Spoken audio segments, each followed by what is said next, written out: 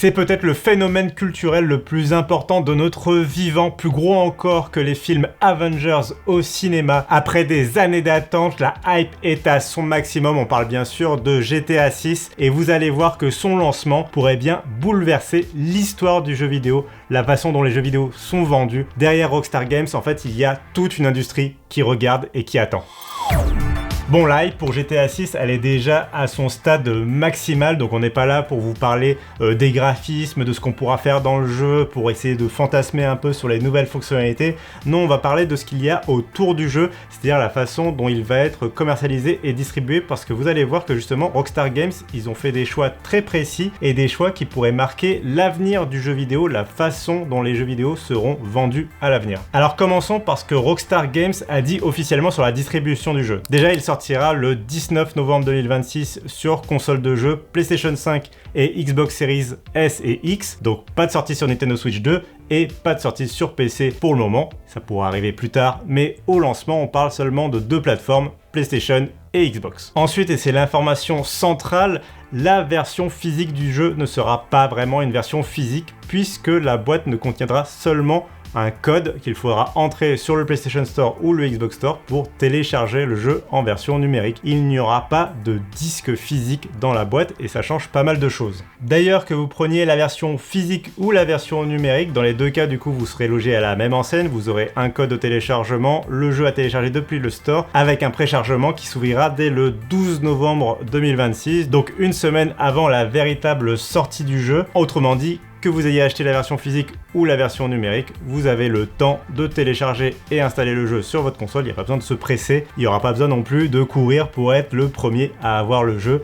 Pas de souci, tout le monde sera logé à la même enseigne. Et à ce titre, il est aussi intéressant de noter que si Rockstar Games a annoncé plusieurs éditions du jeu, une édition standard et une édition ultime, aucune d'entre elles ne donnera accès à un accès anticipé. Vous savez, c'est devenu la norme sur les jeux à haut budget. On vous propose un jeu à un prix standard et puis pour 10 ou 20 euros de plus, on vous offre la possibilité de jouer avec quelques jours d'avance, une sorte d'avant-première premium. Et bien pour GTA 6, ce ne sera pas le cas du tout. Tous les joueurs accéderont au jeu le 19 novembre, peu importe l'édition qu'ils ont prise. La dernière grande information à retenir des annonces de Rockstar Games, habituellement aux États-Unis, les jeux ils étaient commercialisés entre 60 et 70 $. Là, on passe à 80 $ pour GTA 6, mais heureusement en France, on a un tarif autour des 80 € qui est plus classique pour un jeu à haut budget chez nous. Bon, mais il faut s'attarder sur cette histoire de version physique de GTA 6 qui ne contient pas de disque parce que c'est vraiment un élément très important potentiellement pour l'histoire du jeu vidéo. En fait, ça fait à peu près une dizaine d'années que le jeu vidéo est en train, doucement mais sûrement, de passer d'un monde du jeu vidéo en physique, où vous achetiez vos disques chez Micromania, Leclerc ou Carrefour, pour passer véritablement à un jeu en dématérialisé, où vous allez acheter et télécharger vos jeux sur le PlayStation Store ou sur le Xbox Store. Les joueurs PC, ils connaissent ça depuis très longtemps, ils ont Steam, et le dématérialisé sur PC, c'est devenu la norme depuis bien longtemps. Mais sur console de jeu, on a encore l'habitude de jouer sur nos disques physiques. Si c'est un sujet aussi récurrent sur console, c'est parce que le sujet est particulièrement complexe tant il fait partie de l'écosystème console. En fait, le jeu vidéo en physique, ça veut dire aussi du jeu vidéo d'occasion et prêtable entre amis, entre potes. C'est vraiment une partie importante du jeu vidéo sur console. Vous le savez sans doute si vous êtes déjà allé dans un Micromania, tout le business model d'un Micromania, c'est de vous racheter vos jeux à un tout petit prix pour ensuite derrière le revendre à un plus gros prix. C'est ce qui fait tourner les boîtes comme Micromania, mais ça fait aussi tourner toute une partie de l'industrie. Certes, derrière, l'éditeur, le développeur du jeu vidéo ne retouche pas une nouvelle fois de l'argent sur la vente du jeu, mais c'est beaucoup plus de joueurs comme ça qui sont touchés par une œuvre. Au lieu d'avoir seulement un jeu qui a été vendu à un joueur A, il va pouvoir toucher à travers l'occasion et la revente et le cycle comme ça de revente perpétuelle, même à travers des choses comme Vinted ou Le Bon Coin. Un jeu vidéo va pouvoir toucher 2, 3, 4, 5 joueurs différents. Et derrière tout ça, ça va permettre de faire grandir une franchise qui, à l'épisode d'après, va pouvoir engranger encore plus de ventes. C'est là qu'on voit vraiment à quel point l'occasion et le prêt entre amis font partie vraiment du jeu vidéo sur console. Mais comme on l'a dit, la revente de jeux vidéo en physique, ça intéresse pas trop les studios de développement de jeux vidéo et les éditeurs, puisqu'ils ne touchent qu'une seule fois de l'argent sur la vente du jeu en physique. la première fois que vous l'achetez chez Leclerc, chez Amazon, chez Micromania ou que sais-je. D'autant plus que l'argent que va toucher un studio de développement ou un éditeur sur un jeu vidéo en physique est plus faible que sur sa version en numérique. Sur la version en numérique, globalement, vous avez d'un côté la part pour l'éditeur, le développeur, et de l'autre la part du store, le PlayStation Store, le Xbox Store, qui se prend ses 20 à 30% de commission. Le reste, c'est pour l'éditeur de jeux vidéo. Bon, en physique, vous imaginez bien que vous allez avoir et la part pour l'éditeur de jeux vidéo et la part pour PlayStation, mais aussi la part pour le distributeur, la part pour la poste quand il s'agit d'expédier le produit, le stockage, etc., etc. Bref, vous avez beaucoup plus de coûts, de marges différentes, et donc tout ça va se faire une petite concurrence à l'intérieur d'un prix, ce qui fait que le marché en physique, il est plus compliqué. Ce petit cours d'économie du jeu vidéo terminé, on arrive au point de bascule dans lequel on est actuellement. Depuis la fin du Covid, on a de plus en plus de joueurs qui ont pris l'habitude d'acheter en dématérialisé. D'ailleurs, maintenant, il y a une majorité d'achats qui se font en numérique. Et avec GTA 6, on sent qu'on arrive au point de bascule. Encore une fois, GTA 6 sera vendu quelque part en version numérique, peu importe la version que vous achetez, puisque la version physique n'intègre plus de disque. Ça veut dire qu'une fois que le code a été utilisé, vous n'avez pas le droit de le revendre, vous n'avez pas le droit non plus de le prêter à un ami, il n'y a plus de prêt. Et si on insiste autant avec cet exemple, c'est parce qu'évidemment, on s'attend à des ventes stratosphériques pour GTA, et du coup, les autres studios et éditeurs de jeux vidéo seront probablement amenés à suivre le chemin pris par Rockstar avec GTA 6, et on pourrait vraiment acter la mort du jeu vidéo physique, d'autant plus qu'on l'a vu à la fois chez Xbox et chez PlayStation. Désormais, les consoles de jeux sont vendues sans lecteur de disque, parfois avec un lecteur de disque en option. On sent vraiment qu'on est en train de basculer vers un jeu vidéo totalement en version numérique. Les consoles, parlons-en justement, GTA 6 ne sort que sur 2 plateformes à son lancement, d'un côté la PlayStation 5, de l'autre les Xbox Series. Du coup, ça veut dire que concrètement, le jeu ne sort pas sur les consoles d'ancienne génération. Or, il y a encore beaucoup de joueurs qui sont habitués à jouer sur Xbox One ou sur PlayStation 4. Probablement que GTA 6 va amener beaucoup de joueurs à basculer sur la nouvelle génération de consoles. Cela nous amène à vous proposer quelques conseils si justement vous hésitez pour savoir quelle console acheter pour GTA 6.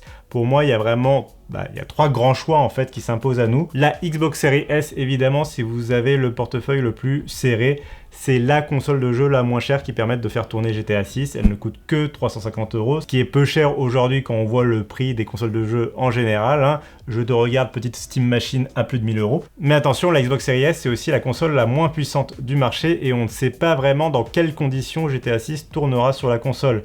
On se souvient encore assez douloureusement du lancement de Cyberpunk 2077 sur PlayStation 4 et Xbox One où le jeu était quasiment injouable à son lancement alors qu'il était officiellement compatible avec ces consoles. On espère bien que Rockstar Games fera quand même mieux et que le jeu sera un minimum optimisé pour la série S, mais on ne peut pas encore précisément analyser le niveau de performance que proposera cette console. Donc attention sur la qualité du jeu sur la console, même si factuellement, ce sera la console la moins chère pour jouer au jeu. A l'inverse, l'expérience optimale pour vraiment avoir le jeu dans les meilleures conditions possibles avec le plus de confort possible, ce sera, et là c'est une certitude, la PlayStation 5 Pro. Tout d'abord, Sony et Rockstar Games travaillent de façon très rapprochée sur les versions PlayStation du jeu, et du coup la PlayStation 5 Pro proposera la meilleure expérience vraisemblablement pour GTA 6, d'autant plus que sur le PlayStation Store, on peut déjà lire un petit blason PS5 Pro NN, ce qui veut dire qu'il y aura une version dédiée à la PlayStation 5 Pro avec des optimisations supplémentaires, probablement avec de l'upscaling PSSR. Tout ça va permettre de pouvoir avoir des meilleures performances et une meilleure qualité graphique. Si vous avez un téléviseur 4K, c'est probablement vers cette version qu'il faut vous tourner. Mais attention, la PlayStation 5 Pro, c'est quand même 900 € TTC chez le commerçant, donc on est vraiment sur du très très haut de gamme. Et si vous cherchez le juste milieu entre la Xbox Series S à petit prix et la PlayStation 5 Pro à très haut prix, évidemment, on va plutôt vous recommander la PlayStation 5 classique. Honnêtement, en 2026, à choisir entre une Xbox Series X et une PlayStation 5, nous, on va plutôt vous recommander une PlayStation 5. Quand on voit un petit peu en ce moment les problèmes chez Xbox, on a plutôt envie de vous recommander la PlayStation 5. Et tout cela nous amène à notre grosse recommandation, vraiment, si vous comptez précommander GTA 6, c'est de vous tourner vers la version physique. Ça peut paraître complètement paradoxal et contre-intuitif, vu que la version physique du jeu, c'est rien de plus qu'un code à télécharger, et donc quelque part on pourrait se dire, autant prendre la version en numérique. Mais justement, comme la version physique et la version numérique seront à peu de choses près la même chose, autant prendre où c'est le moins cher. Et où c'est le moins cher, c'est justement en version physique, là où les distributeurs se font concurrence. Le PlayStation Store, il a le monopole chez Sony. le Xbox Store, il a le monopole chez Xbox, alors qu'en version physique, Auchan, Leclerc, Carrefour, Micromania, Amazon, Cultura et que sais-je, ils ont tous intérêt à faire tomber les prix pour vous amener à vous aller dans leur boutique et surtout repartir derrière avec un panier évidemment plus large que ça. C'est tout l'intérêt de la grande distribution pour faire casser les prix du jeu vidéo depuis très longtemps. Si votre Leclerc du coin décide de vendre un jeu vidéo à 60 € au lieu de 80 € quand vous le retrouvez chez Micromania, c'est pas parce que Leclerc veut à tout prix jouer la carte du pouvoir d'achat et vous aider petits consommateurs. Non, c'est pour que vous alliez dans le Leclerc et que vous repartiez avec les 5 kilos de pâtes sur lesquels Leclerc se fait évidemment 80% de marge. Attention, les chiffres, je ne suis pas spécialiste de la grande distribution, je ne connais pas les marges de Leclerc, mais vous comprenez bien l'idée. Le jeu vidéo, pour les grands distributeurs, c'est un produit d'appel. C'est la raison pour laquelle vous allez aller les voir. C'est un peu comme le prix de l'essence moins cher à la pompe chez Leclerc que chez un Total. C'est un peu la même logique. C'est un produit d'appel. Derrière, il compte sur le fait que vous fassiez de beaucoup plus grandes courses avec des produits à plus forte marge. Toujours est-il que notre grande recommandation, c'est donc de vous tourner vers la version physique du jeu et de faire jouer la concurrence.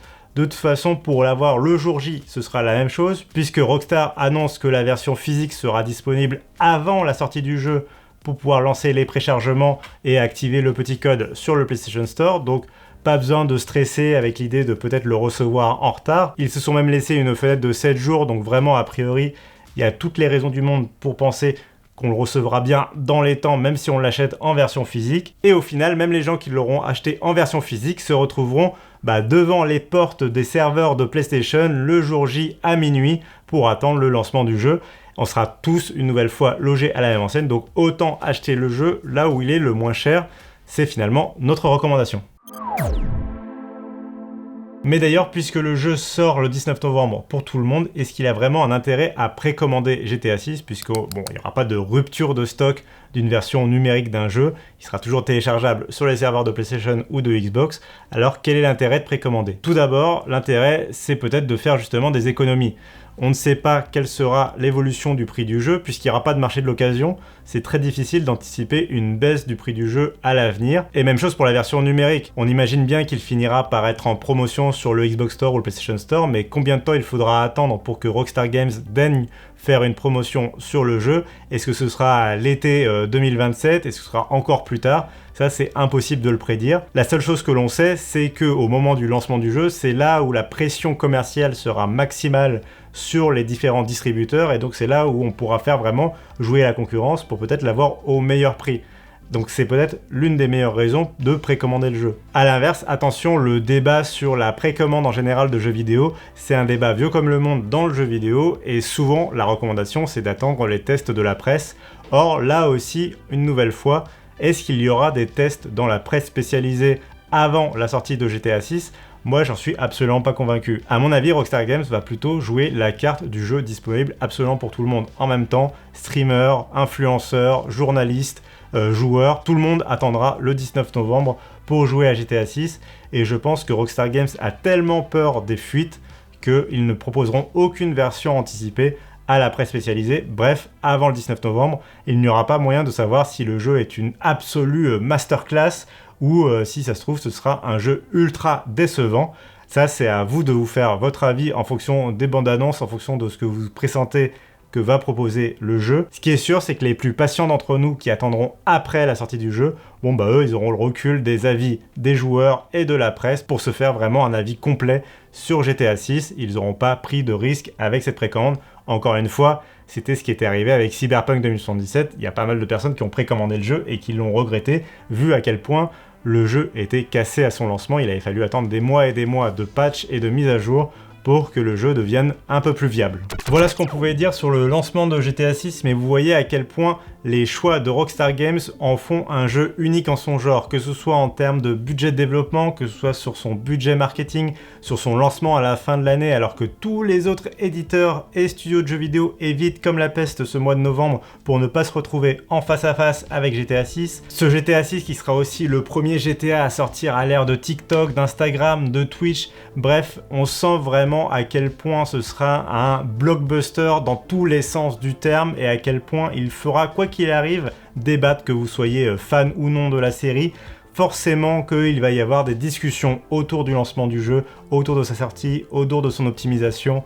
Tous ces éléments-là, on attendra le 19 novembre pour en avoir le cœur net. Ce qui est sûr, c'est que même dans les choix du prix de vente du jeu ou de la version physique vendue sans disque, Rockstar Games amorce l'avenir du jeu vidéo. Merci d'avoir suivi cette vidéo. Dites-nous dans les commentaires si vous avez précommandé GTA 6 ou si vous en avez vraiment rien à faire et que vous en avez marre que tous les sites et toutes les chaînes YouTube du monde entier vous parlent de ce jeu vidéo. Dites-nous de quelle façon justement vous avez précommandé le jeu, ça nous intéressera. Quelle boutique vous avez choisi? Est-ce que vous avez trouvé un petit bon plan pour l'avoir moins cher? Moi ça m'intéresse parce que j'ai envie de l'acheter à pas trop cher, donc dites-moi dans les commentaires s'il vous plaît. En attendant, évidemment, abonnez-vous sur tous les réseaux sociaux, lâchez-nous un pouce. Ciao!